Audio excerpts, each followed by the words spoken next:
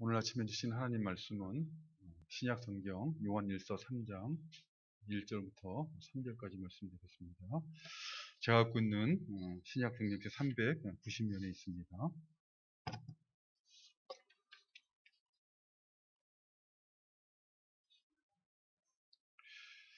오늘 본문 말씀 찾으신 줄 알고 공독해 드리겠습니다.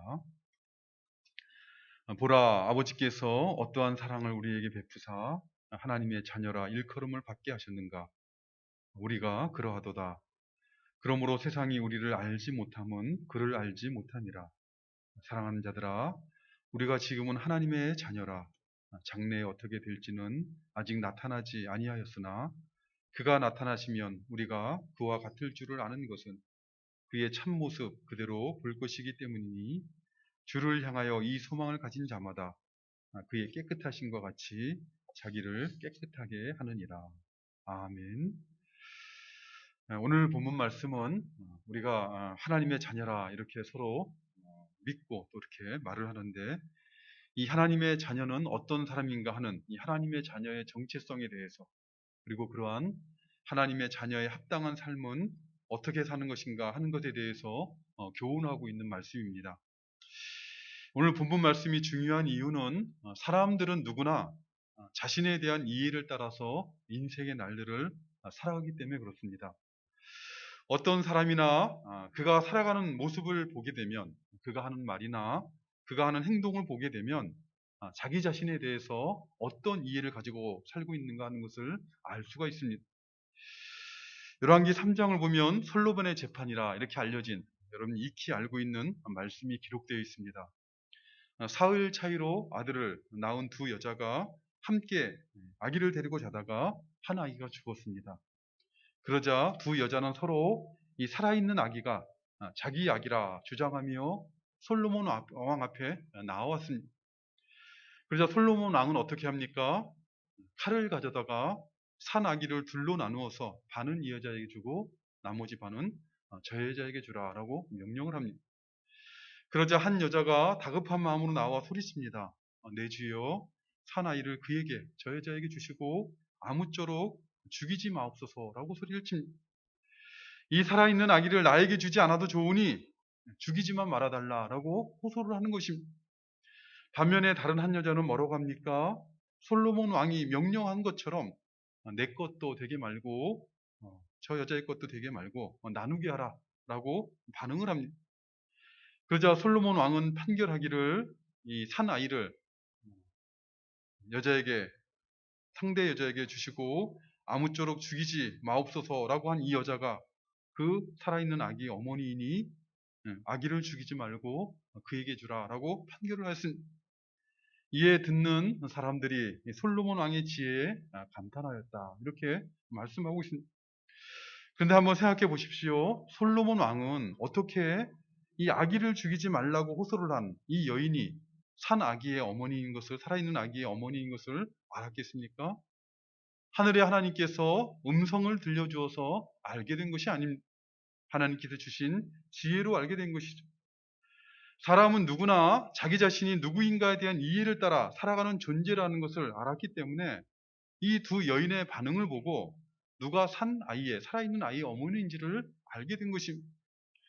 참으로 살아있는 아기의 어머니인 여자는 살아있는 아기의 어머니답게 행동을 한 것이고, 아무로 겉으로는 자신이 이 살아있는 아기의 어머니라고 주장했을지라도 속으로 참으로 자기 자신이 죽은 아기의 어머니인 것을 아는 이 여자는 죽은 아기의 어머니답게 반응하며 행동을 한 것입니다.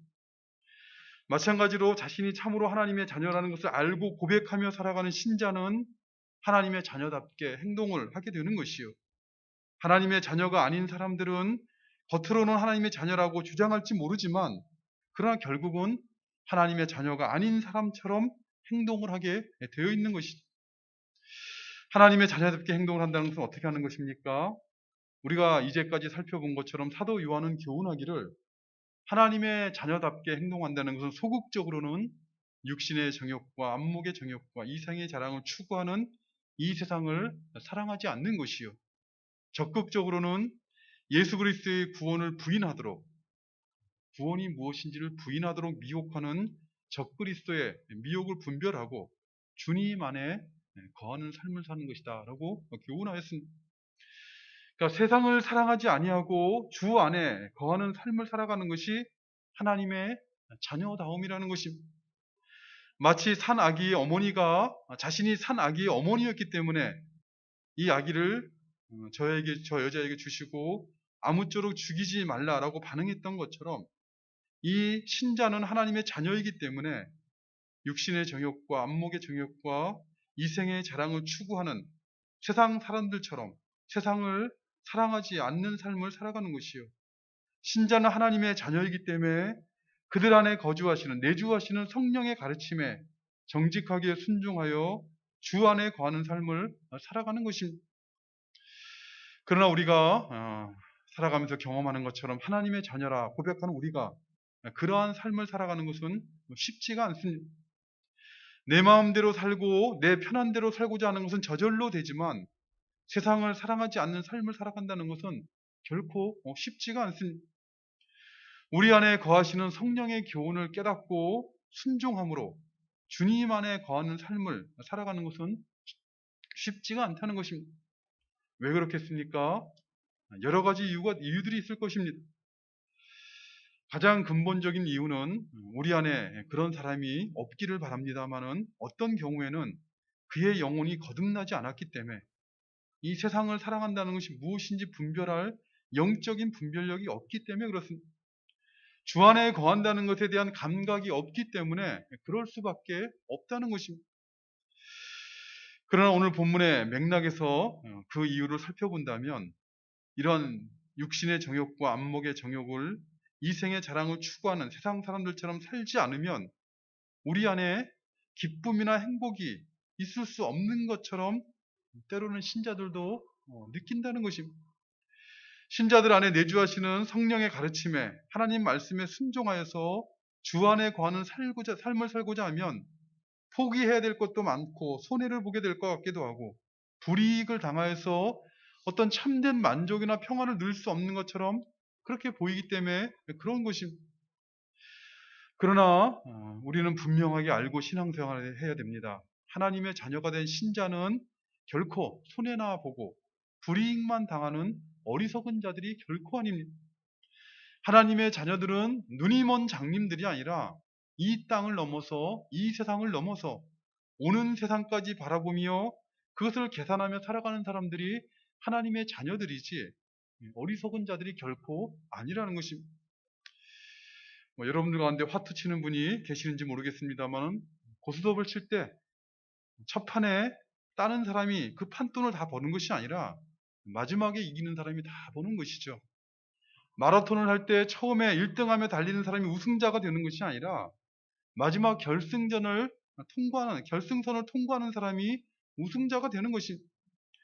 마찬가지로 하나님의 자녀들이 이 땅 가운데 살아갈 때 당장 지금 여기서는 손해를 보고 불이익을 당하는 것처럼 그렇게 보일지 모르지만 그러나 마지막에는 결국에는 커다란 이익을 보고 세상의 재화로는 계산할 수 없는 말할 수 없는 영원한 기쁨과 행복이 그들에게 보장되어 있는 것입니다.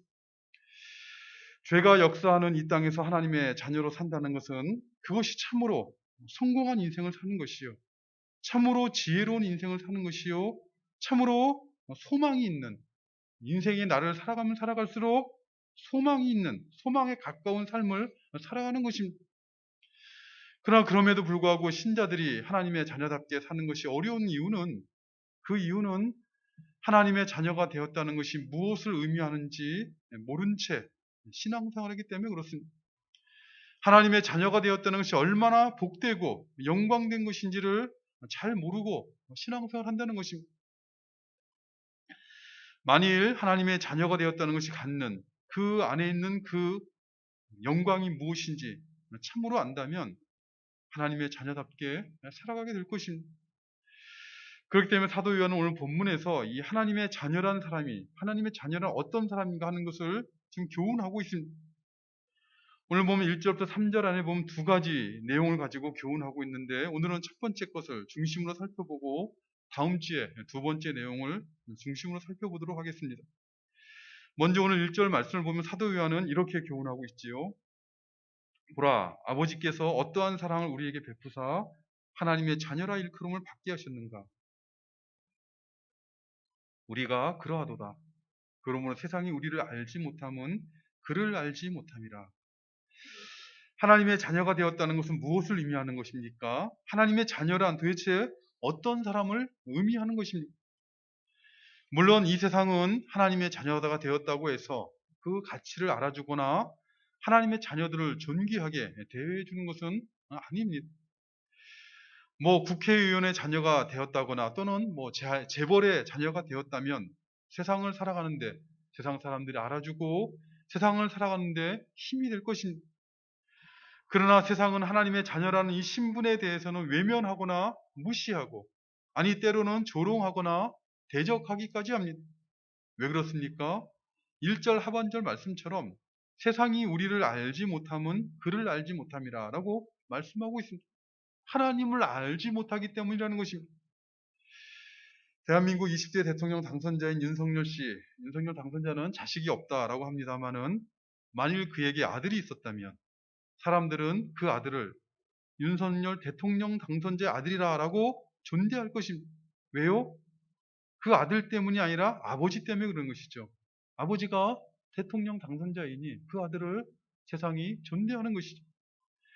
마찬가지로 전지전능하신 하나님을 안다면 만물의 창조주가 되시고 심판자가 되시는 하나님을 안다면 그의 자녀된 하나님의 자녀들을 무시하거나 함부로 대하지 못할 것입니다.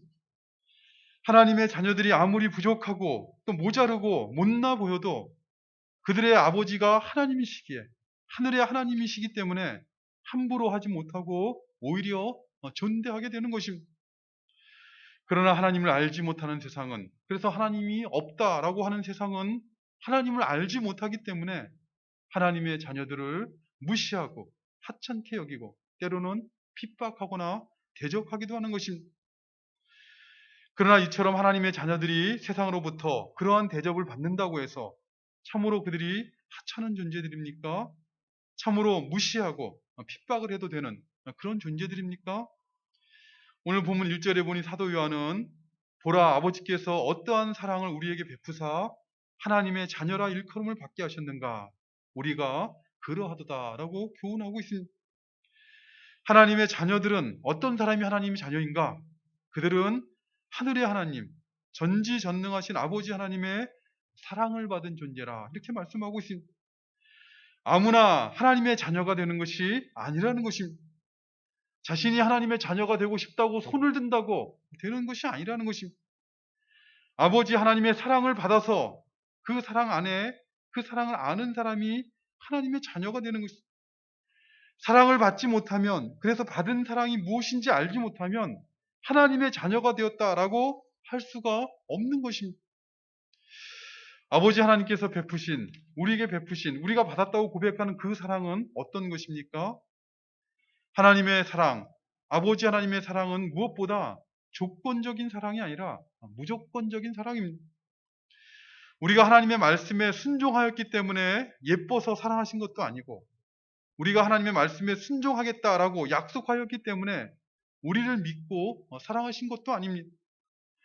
우리가 아직 죄인 되었을 때, 우리가 죄의 종이요 진노의 자녀였음에도 불구하고 무조건적으로 베푸신 사랑이 아버지의 사랑입니다. 그 사랑을 어떻게 베푸셨습니까?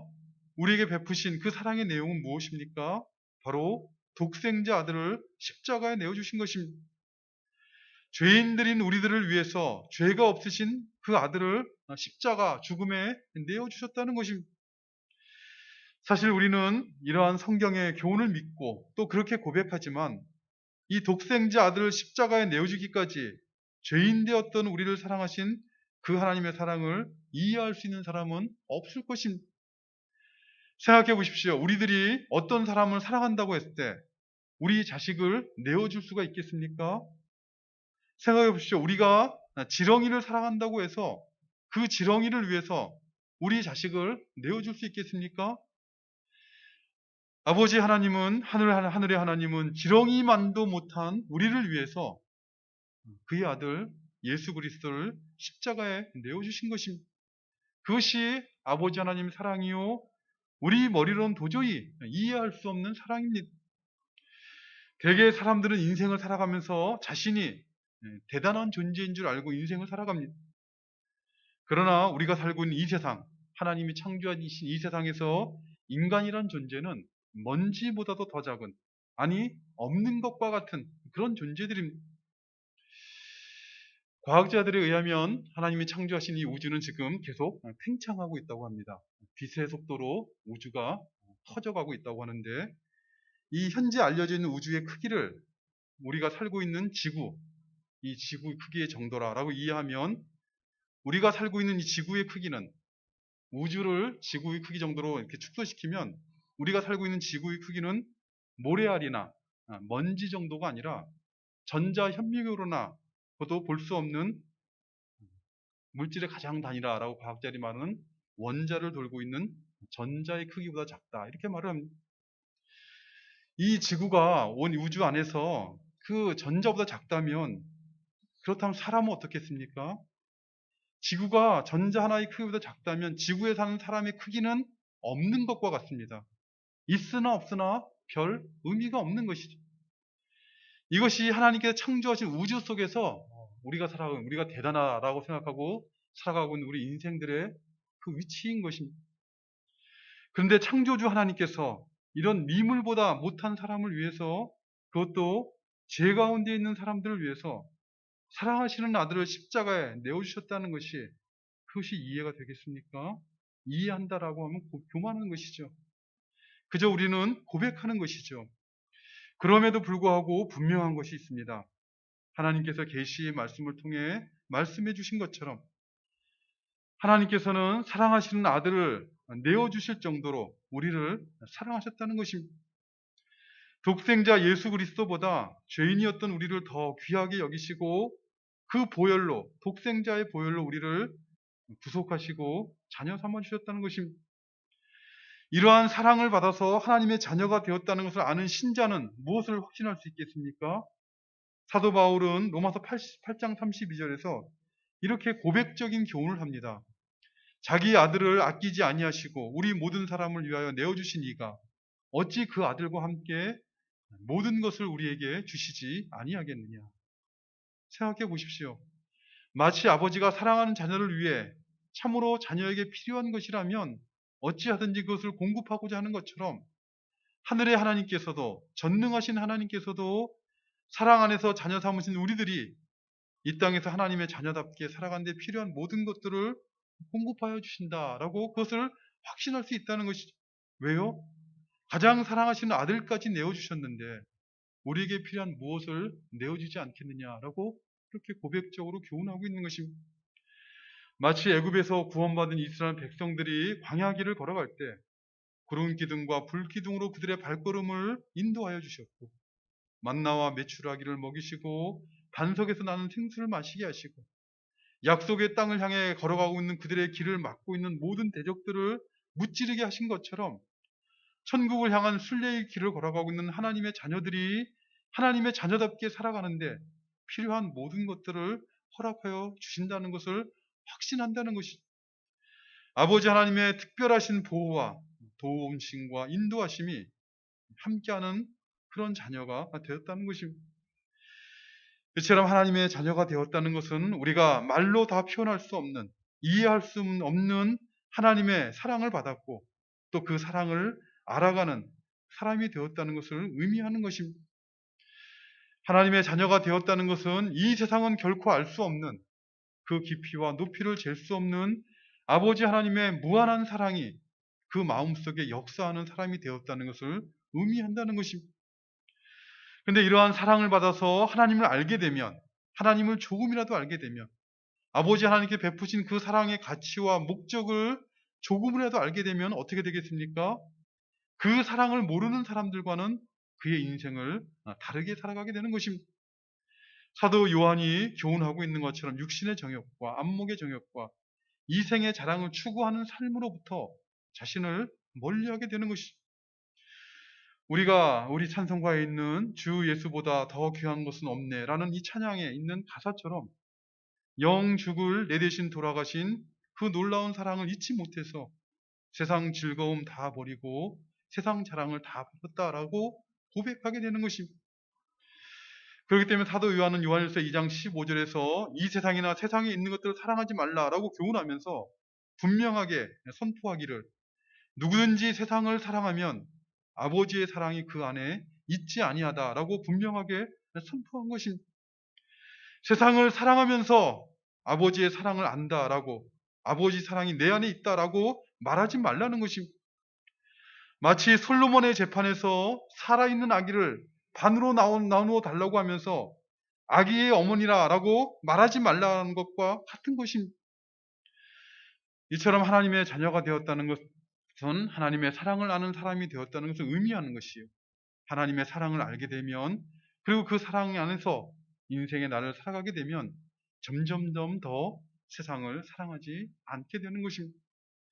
술을 사랑하던 사람이, 담배를 사랑하던 사람이, 술이 없으면 살지 못하고 담배가 없으면 살지 못하는 사람이 어느 날 하나님의 은혜를 입어 속사람이 거듭나서 하나님의 사랑을 알게 되면 어떻게 됩니까? 하나님의 사랑을 알고 하나님의 자녀가 되면 그전에 사랑하던 술 냄새 맡기도 싫어지죠. 좋아하던 담배 연기가 역겹게 느껴지게 되는 것입니다. 마찬가지로 하나님의 사랑을 알고 그 사랑 안에 거하게 되면 육신의 정욕과 안목의 정욕과 이생의 자랑을 추구하는 것이 역겹게 느껴지게 됩니다. 세상을 사랑하는 것으로부터 자신을 멀리하게 되는 것입니다. 이 세상에서 살아가는 신자들이 고백하는 것처럼 하나님의 자녀가 되어서 하나님의 자녀인 것을, 자녀다운 삶을 살아가려면 이 하나님의 사랑을 늘 기억하고 이 사랑 안에 거하길 힘쓰는 신앙생활을 해야 되는 것입니다. 신앙생활 처음 할 때 예수 그리스도의 십자가, 그 사랑을 고백했던 그 고백과 그 믿음을 처음에만 갖는 것이 아니라 일평생 동안 그 믿음을 가지고 그 사랑을 알아가는 신앙생활을 해야 되는 것입니다. 어떤 우리가 인생을 살아가면 어떤 형편 가운데 있든지 또는 어떤 일을 만나든지 세상을 먼저 바라보지 마시고 우리를 사랑하신 하나님을 먼저 바라보는 우리가 되시기를 바랍니다. 자기 아들을 아끼지 아니하시고 우리 모든 사람을 위하여 내어주신 이가 어찌 그 아들과 함께 모든 것을 우리에게 주시지 않겠느냐라는 이 말씀을 기억하시고 하나님의 사랑에 우리 인생의 소망을 두고 자기의 믿음을 지키는 이 믿음의 선한 싸움을 잘 감당하는 우리가 되시기를 바랍니다. 그래서 세상을 사랑하지 않는 삶의 그런 믿음의 비밀과 그 기쁨과 행복이 무엇인지를 알아가고 하나님의 사랑을 받은 자녀처럼 살아가는 신자들에게 약속되어 있는 은혜와 영광을 맛보아 알아가는 우리 모두가 되시기를 간절히 바라는 것입니다. 아버지 하나님 감사합니다. 우리가 다 이해할 수 없는 그 사랑으로 저희를 자녀 삼아주시고 또 그 사랑 안에서 인생의 날들을 살아가도록 오늘도 우리 생애 가운데 간섭하시고 섭리하신 줄 믿고 감사를 드리옵나이다. 참으로 세상을 살아가면서 어두워지기 쉬운 저희들의 심령을 주께서 긍휼히 여기시고 성령으로 진리의 말씀으로 우리 마음 가운데 교훈하여 주셔서 이 땅 가운데서 하나님의 사랑을 알고 그 사랑을 받은 자녀처럼 살아가는 영광과 기쁨과 행복이 무엇인지 알아가는, 그것을 자랑하고 증거하는 우리 모두 되도록 은혜 베풀어 주시옵소서. 예수님의 이름으로 기도드리옵나이다. 아멘.